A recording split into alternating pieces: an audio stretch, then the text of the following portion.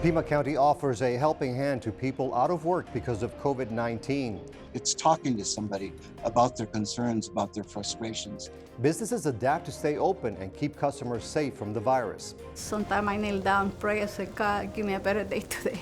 Plus, parents have questions and we get answers about how to discuss the pandemic with children. We think that they're not going to understand what's going on because it is really scary. Hello and welcome to Arizona 360. I'm Tony Paniagua, filling in for Lorraine Rivera. Thanks for joining us. This week, we start with a look at how local businesses and industries are adapting to the COVID-19 pandemic. Before Arizona issued a stay-at-home order and before it closed non-essential businesses, restaurants and bars received orders to scale back and change how they operate. Our story begins at one of those family-owned establishments. Reina Alas and her former husband opened Shish Kebab House of Tucson on the city's east side nearly 30 years ago. For decades, Alas has been putting in countless hours and sacrifice. She has perfected recipes and prospered, receiving community accolades and financial rewards along the way. For her, this is not just business, it's personal. I can hold my tears. This place gave me so much good stuff, with my kids. I put my kids through college from this place. They work here. I made them since 10 years old, cleaning tables, showing them how to fold, napkins. And then, they will appreciate, I show them how to appreciate the hardworking, life that I had. But nothing had prepared her for the global coronavirus pandemic. Alas, her son, and employees are doing the best they can each day. They are being proactive by implementing extra cleaning measures throughout the building. Because the restaurant does not have a drive-thru, customers can use a delivery service, choose to pay in advance and wait in their cars for an employee to bring them their order or pick up their meals inside. Some customers do like to come in and have that talk still with the distance and taking all precautions that we can. It's awesome that we can still provide that for them. Still, Alice has seen at least a 70% decline in sales in the past couple of weeks. So she holds her breath, waits, and prays. It's been, a lot of memories in this place that I hold on. And now that I see so empty, I come in the morning and sometimes I kneel down, pray, I say, God, give me a better day today. So that's the only thing.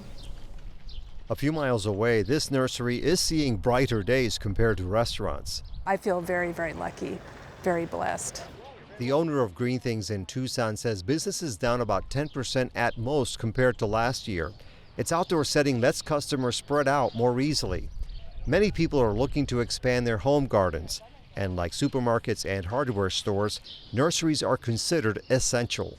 What that means is that we offer basic goods and services to the public. So, for example, in our case, we have soil, we have seeds, we have vegetable starts, herb starts, citrus, stone fruit, and we have the knowledge to help the public plant all those things. We just picked up some plants that in just a month or so, we're going to be able to harvest food. And that's part of why this is, in my opinion, this is very essential. Even though the nursery is holding its own, employees are still taking safety measures seriously.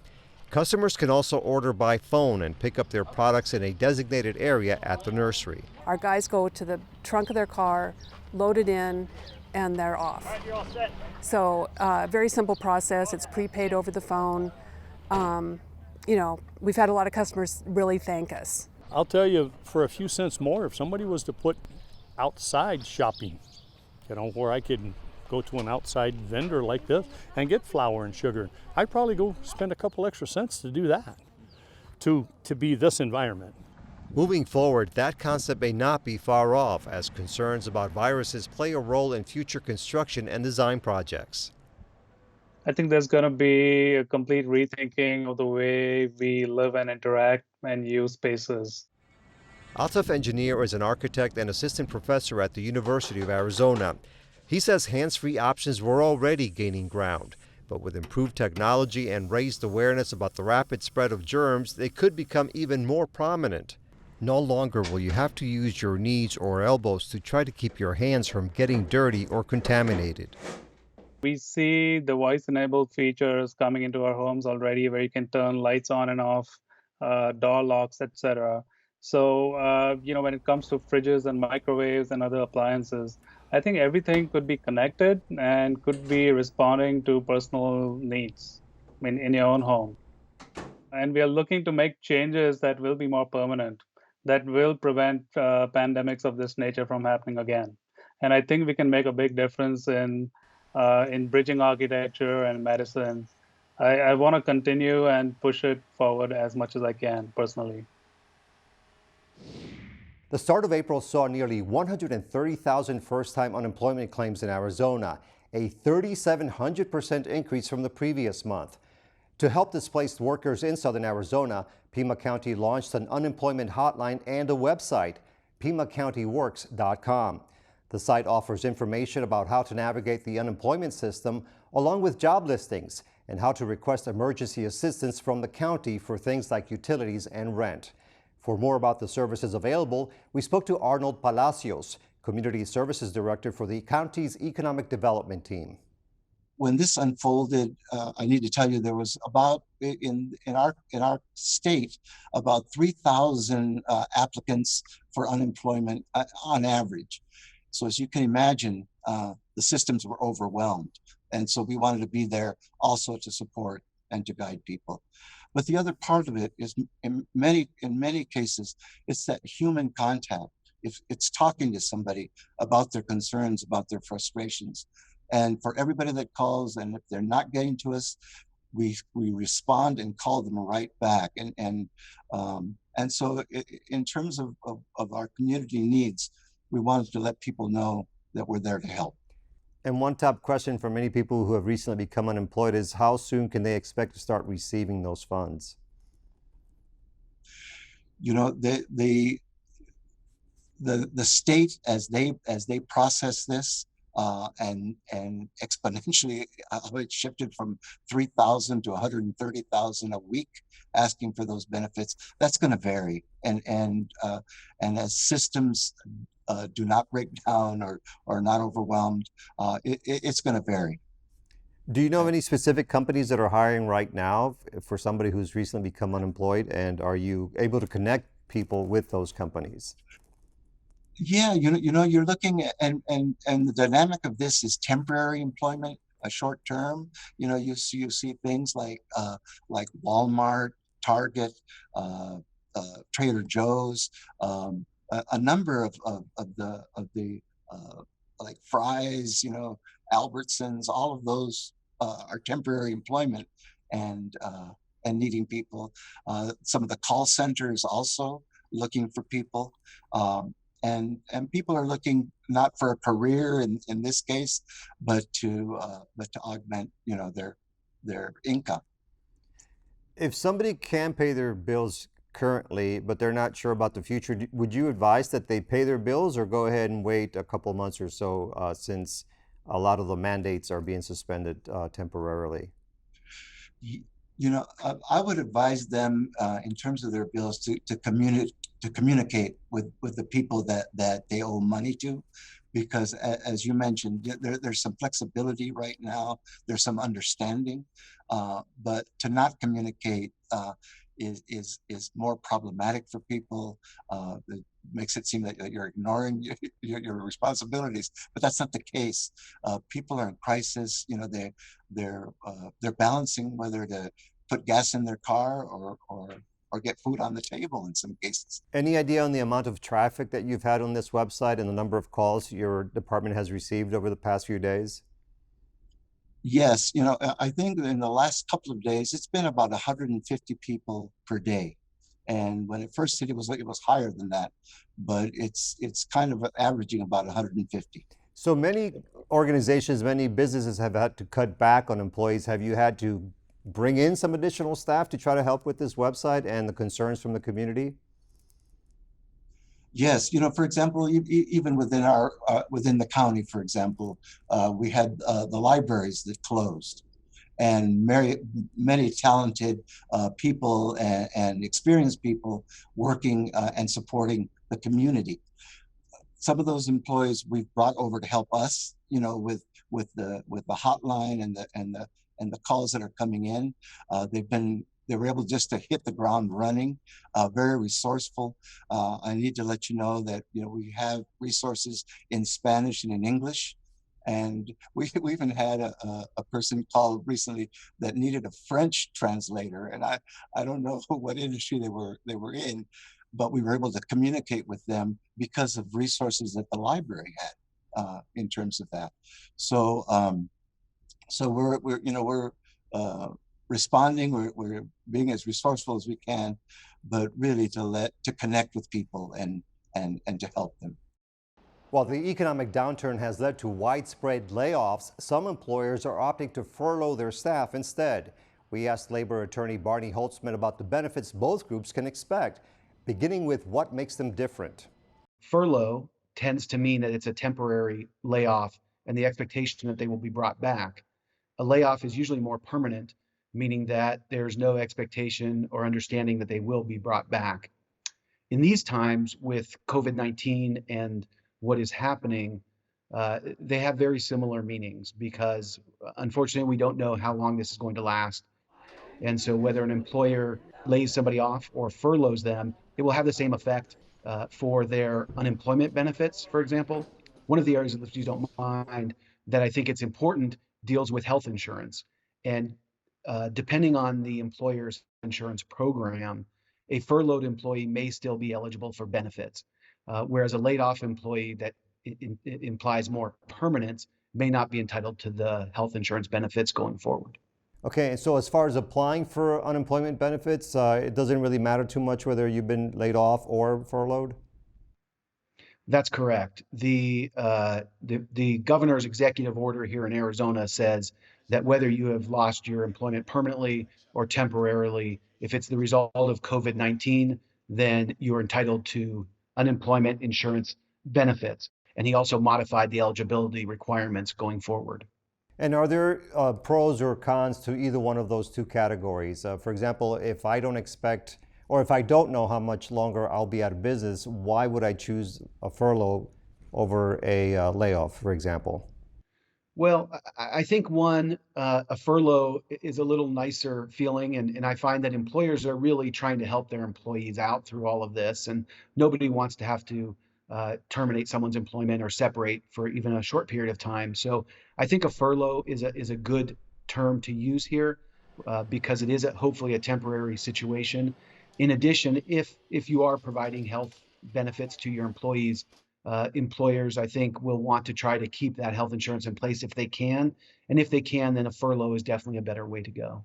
Are there any tips that you would have to somebody who might lose their jobs in the next few days or weeks? Basically, something that they should do first or second versus making a lot of other different calls? I think the first thing employees who have lost their job should do is apply for unemployment benefits through the Arizona DES website. It is an online form. It's pretty straightforward. And unlike under the previous unemployment program that's not related to COVID-19, you normally had to wait a week before you could seek benefits. And then you had to show that you were seeking employment on a regular basis and that you were able to work. And with the changes made because of COVID-19, as soon as you lose your job, you are eligible for those benefits. And that is not only the state benefits, but the federal $600 a week benefit. And so you can't apply before you lose your job. So if you're out on leave or your employer's giving you some paid leave before your job ends, you have to wait until your job actually ends. And then you should immediately apply for unemployment insurance. And then what you need to do is just be safe. I think it's important that we all take this time to be safe and make sure we can get through this sooner rather than later. Okay, Barney Holtzman, thank you very much for joining us. As the pandemic stretches people's budgets, Pima Animal Care Center anticipates an influx of pets surrendered by owners who cannot afford to keep them. And we know already we're getting calls of people who can't afford to buy food for their pet next week. So we have our pet support center here, and we're here to help those folks as well. Director of Animal Services Kristen Hassan says the crisis has also changed how the center operates. Instead of walk-in visits, PAC now requires people make an appointment. That goes for adoptions and other essential services, such as emergency surrenders. The center currently has more than 1,200 animals up for adoption, but more than 90% of them are living in foster homes. Hassan calls the community's help unprecedented, and it comes at a crucial moment. We know thousands of animals are going to need our help over the next few months, and we're also going to have to house pets whose owners are hospitalized or who, in the worst case possible, die from coronavirus. If you have a pet, PAC recommends you make a plan in case you get sick, like designating someone who can watch your animals and supplying them with enough food and medicine for 2 weeks. Owners should also leave written instructions about care. None of us think we need a microchip until the day our pet gets lost, and it's the same thing with this. Over the next 60 days, PAC expects more than 4,000 animals will need its services, underscoring the ongoing need for foster homes and donations. Hassan says people can visit the center's website to find out how to help. Like state and local governments, the leaders of Arizona's 22 federally recognized tribes are also tasked with issuing their own measures to slow the spread of the coronavirus. In southern Arizona, the Pascuayaqui tribe and Tohono O'odham Nation have declared emergencies, implemented stay-at-home orders, and closed casinos. We learned more about the pandemic's impact on the tribes from Arizona Public Media Native Affairs reporter Emma Gibson.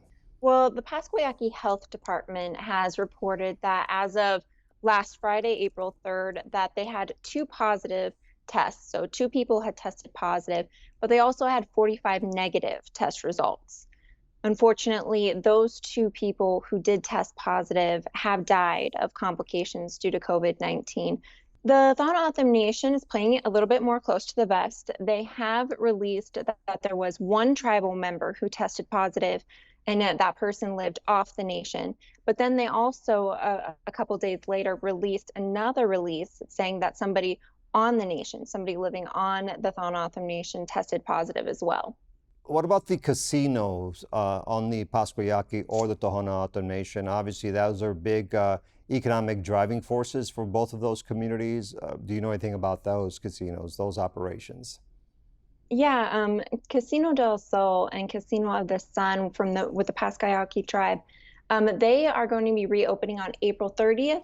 You know, as of right now, that date might get pushed back. And with the Tohono O'odham Nation, they too have pushed back their opening date into late April. And you're seeing a lot of these casinos donating their food, their perishable items, their non-perishable items to their local communities.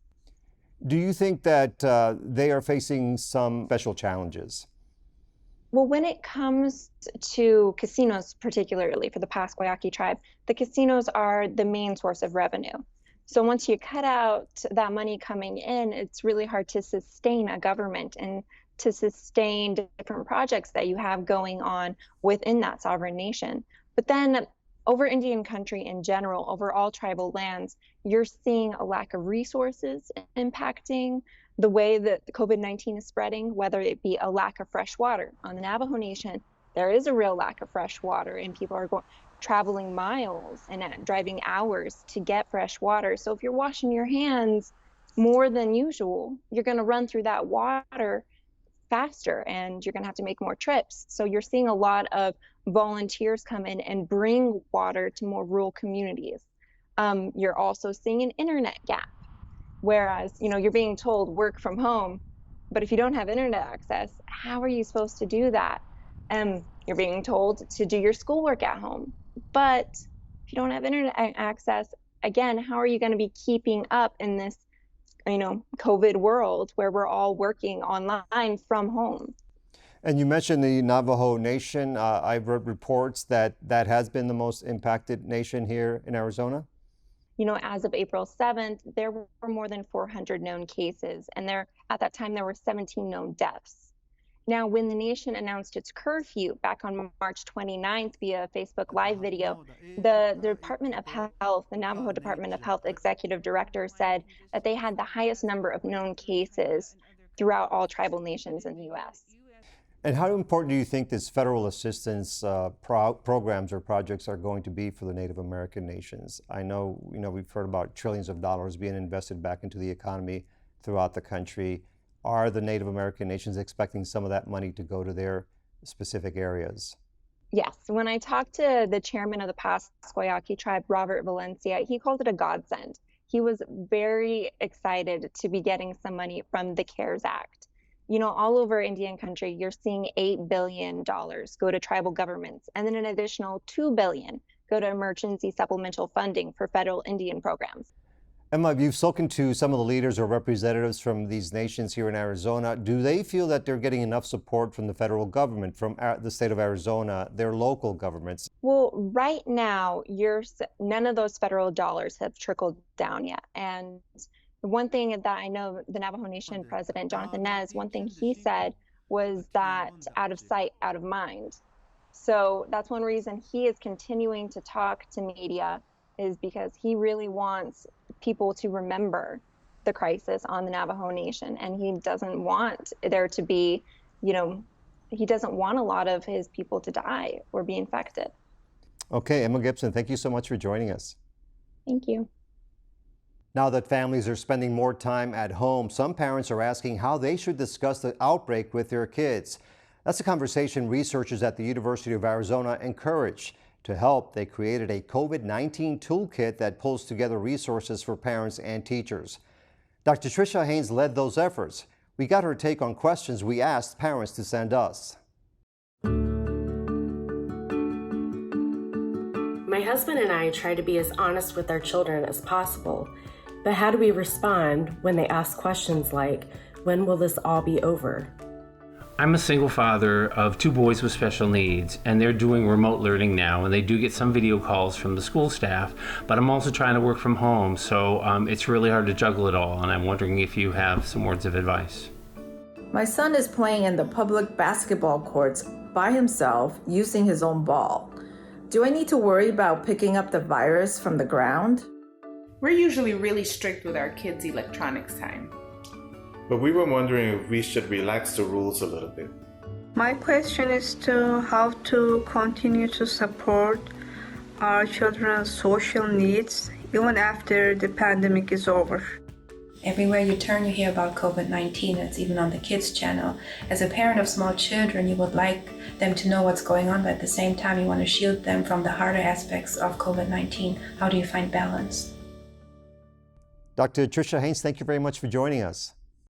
Thanks. It's a pleasure to be here. Many parents are finding it difficult to be honest with their children because they want to be honest. They want to tell them the truth. But some of them, if they're very young, let's say 3, 4, 5, or 6, it could be hard telling them exactly what's going on around the world. How would you suggest that they deal with this? I think there's this tendency especially with younger kids, where we want to protect them. We think that they're not going to understand what's going on because it is really scary.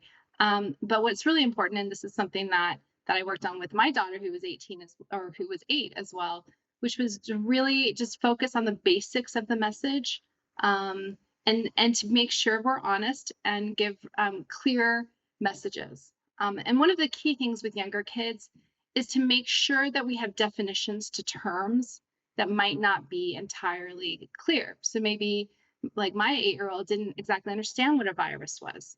So I had to kind of sit down with her and explain how it's a type of germ that's invisible and super small and we can't see it, but it's something that can make us sick.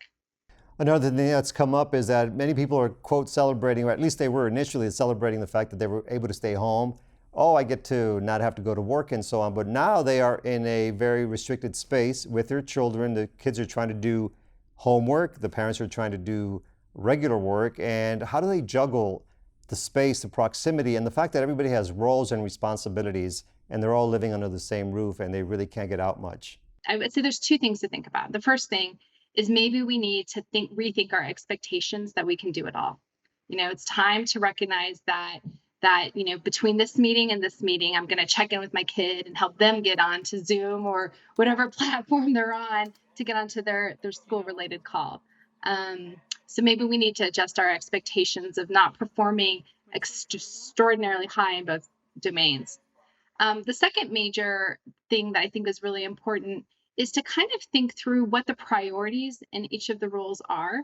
So, today, normally, if I go to work, I could accomplish these 5 things. But today, one of my top things is this task. And then for my kid, one of the top things over here is one of the priority items is to get them into math, because that was maybe a subject that they had a hard time with. So the idea is really starting to change our priorities, put the most important things at the top and letting go of the notion that we can do it all. And then, sometimes when we've had it as parents, we're exhausted because we've been interrupted quite a bit or we can't get to what we need, which is really figuring out a way to take a break. Yeah, maybe too much screen time isn't ideal for my kids, but maybe right now I really need to prioritize taking care of myself so that I can get back into the arena and figure out a way to juggle so many different things coming at me. And then routines are extremely important as well, even though it may be difficult in the close quarters of a household. But you recommended exercise, time for exercise, for cooking, for homework, for other activities? One of the things that people don't talk about as much with routine is that some kids can't read time yet. And they don't really understand, usually they have a parent or a teacher leading them through one activity after another, and that's how they understand routine. So really thinking of meals as anchor points within a routine, and this happens before lunch and this happens after lunch.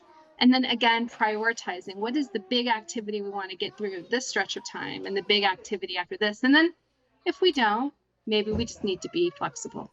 So some parents are obviously very concerned about the current situation with COVID-19, with the coronavirus, but there will be a time, hopefully, when this will be behind us. Can they start making any preparations now to help their children transition into what we would have called a normal lifestyle just a couple, 2-3 weeks ago? I think that's a really hard question because we just don't know when everything is gonna, when we're gonna go back to normal. And honestly, we don't know what the new normal is going to be.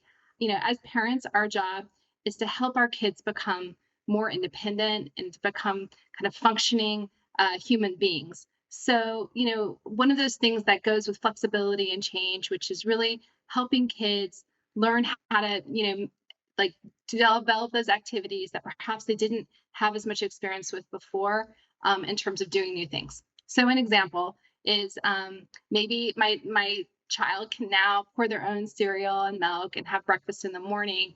And that is a skill that's going to help me now. And it's also going to help me when we go back to whatever our new normal is. So always taking a learning opportunity. Yeah, always thinking of learning opportunities. That's all for now. Thanks for joining us. To get in touch, visit us on social media or send an email to Arizona360@azpm.org and let us know what you think. See you next week.